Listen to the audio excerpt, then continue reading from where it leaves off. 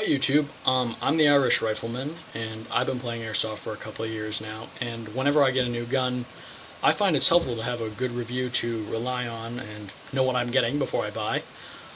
So with that thought in mind, every time I get a new gun, I'm going to review it and put it on my YouTube channel, and you guys tell me what you think, if it's like crappy or if they're good reviews or any advice you would have. So today I'm going to be reviewing the P M16.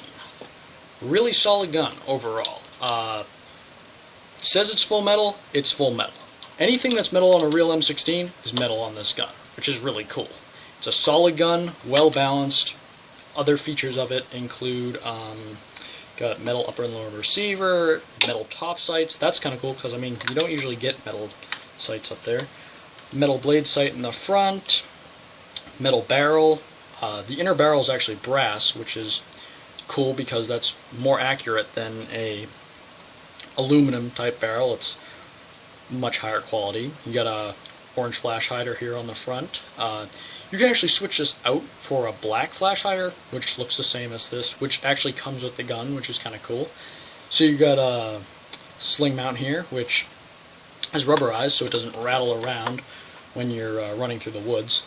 Got a plastic handle here in the front, and keep in mind this is good quality plastic. It's not the crappy stuff.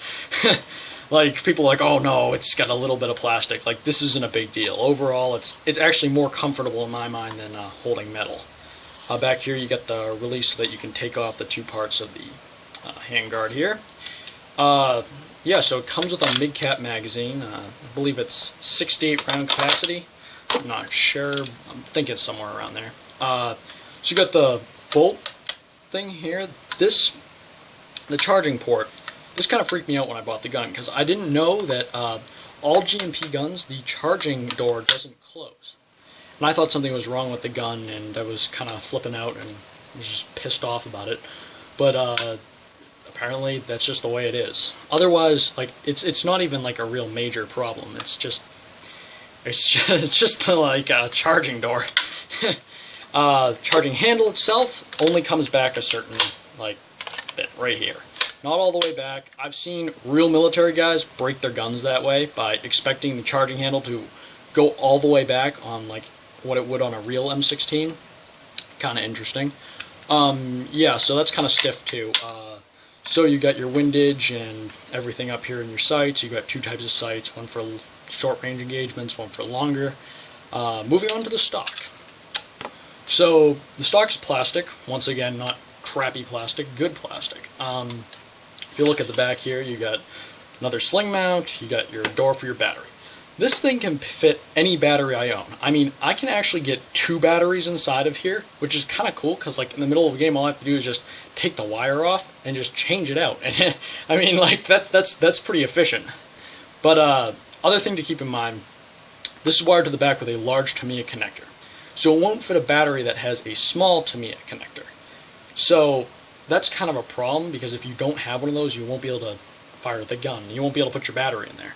So if you're going to buy this gun, I recommend getting a large or small Tamiya connector.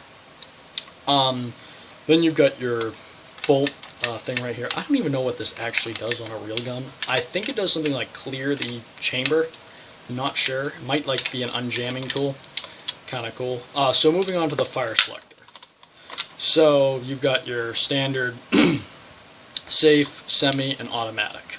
So what's kind of interesting is it actually numbers like how many bullets would be in a real M16, and instead of saying semi and auto as it would on a real M16, it just has these little bullet marks, which is kind of like a HK type touch, and I mean, I don't really mind it. It's okay. Like, I'm not that much of a critic of the manufacturers to say this is a fault.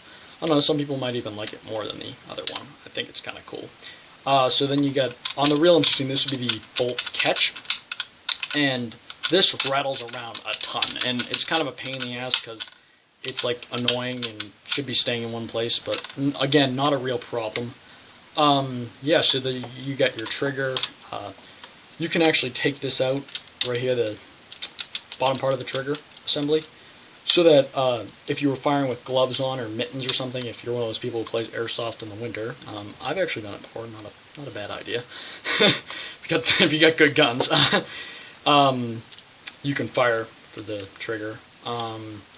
Yeah, so that's pretty much it. Pretty good deal for the gun. I don't know if 260 is worth it now that I look at it. That's a lot, but I know this gun's good. Like, the gearbox itself, full metal, I believe it's version 2. Really snappy firing rates, really good and like fast. not a bad gearbox. Yeah, so if you guys have any more questions about this gun or any other guns really, leave it in the comment section below. I'll try to answer them when I can. Otherwise, have a good time doing whatever you're doing, and I'm going to go outside and shoot this. See you later, YouTube.